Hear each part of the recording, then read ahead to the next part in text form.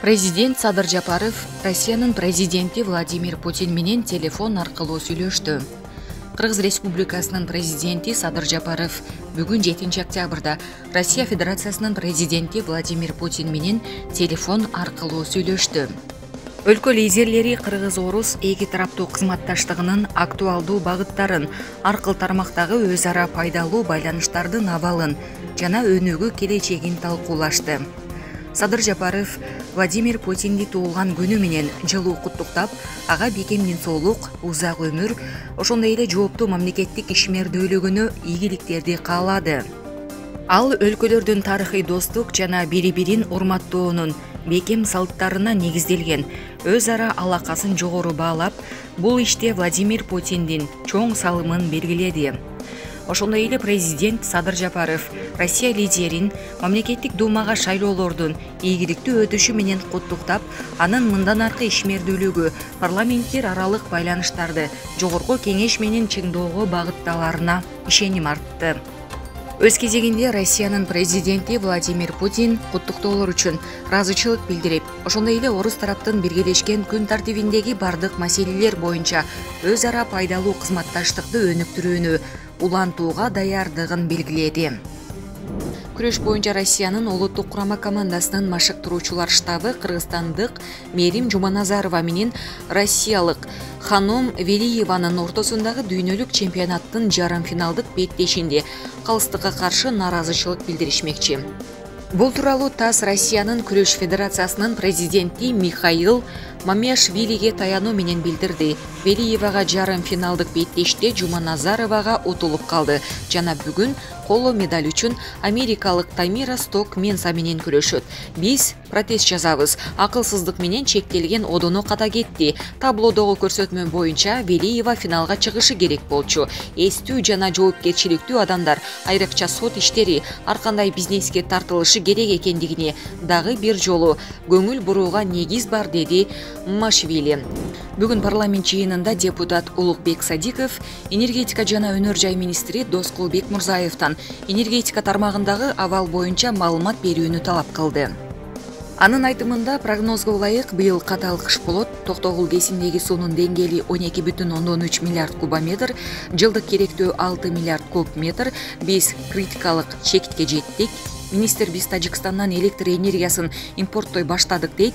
Министр маалымат берсин. Балким шайлоо алдында ал калкты коркуткусу келбейт жана жылып өчүүлөр болот деп калп айтып жаткандыр. Бизге келип, элге баарын түшүндүрүп берсин. Көйгөйдү эртерээк чечели, деди Улукбек Садиков. Буга чейин министрлер кабинетинин башчысынын биринчи орун басары Азиз Алиев электр энергиясын колдонууга чек коюлганын айткан.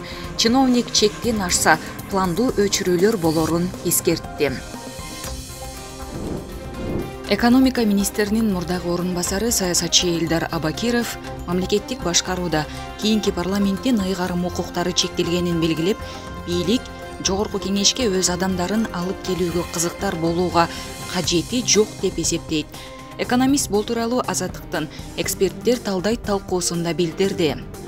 Бийлик шайлоону ойлонбошу керек. Таза өткөрсө эле Кудай буйруган депутаттар келет. Эми жогорку кеңештин функциясы деле өтө минималдуу. Трибуна сыяктуу эле болуп калды. Ошондуктан бийликтин партиясын түзүп, аны менен алышпай, экономика жана ири долбоорлорду ишке ашыруу керек. Ишкерлерге кыска мөөнөттө шарт түзүп берсе эле Кыргызстан жакшы жолго кетиши мүмкүн, деди Абакиров. Абакиров темир жол долбоору баштоо, чакан гез салууга кызыктар ишкерлерге шарт түзүү сыяктуу сунуштарын айтты. Мээрбек Мискенбаев, Сооронбай Жээнбеков акыры камалып, тарыхта саткын боюнча калат.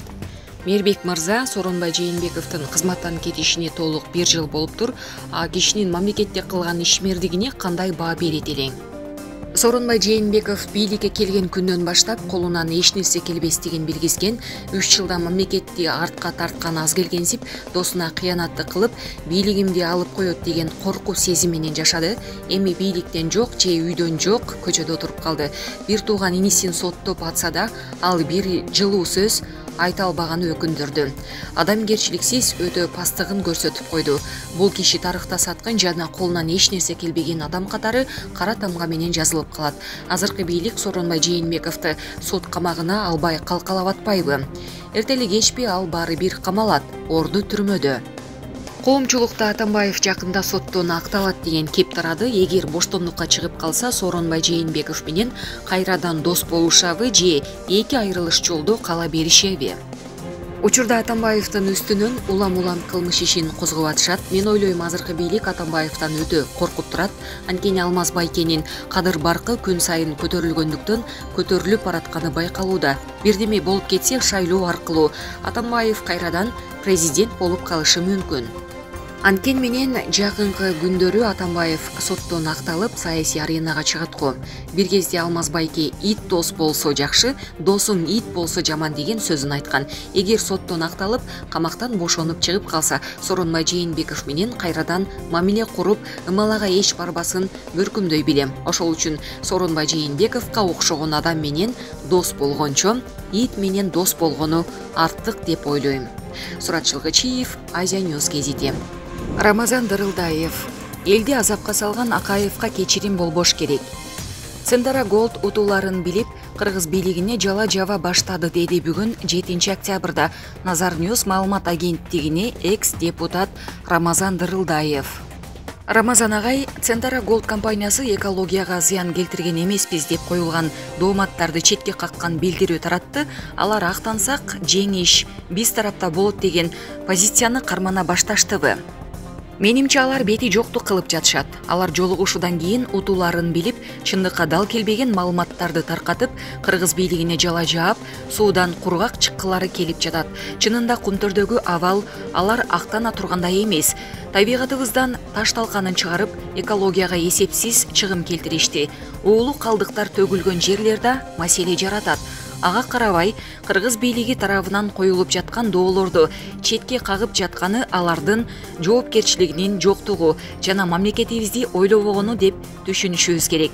Кандай болгон күндө да айыгышкан күрөш башталды.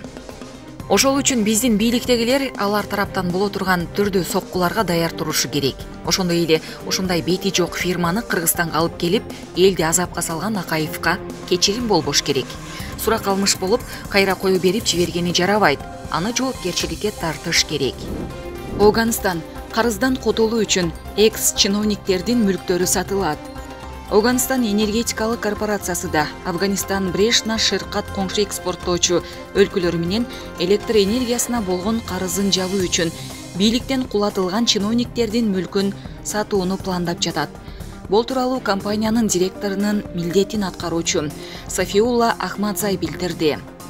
Процедура бүтүп, убактылуу өкмөт тарабынан жактырылгандан кийин компания Афганистандан кеткен чиновниктердин мүлкүн сата баштайт деп айтылат маалыматта.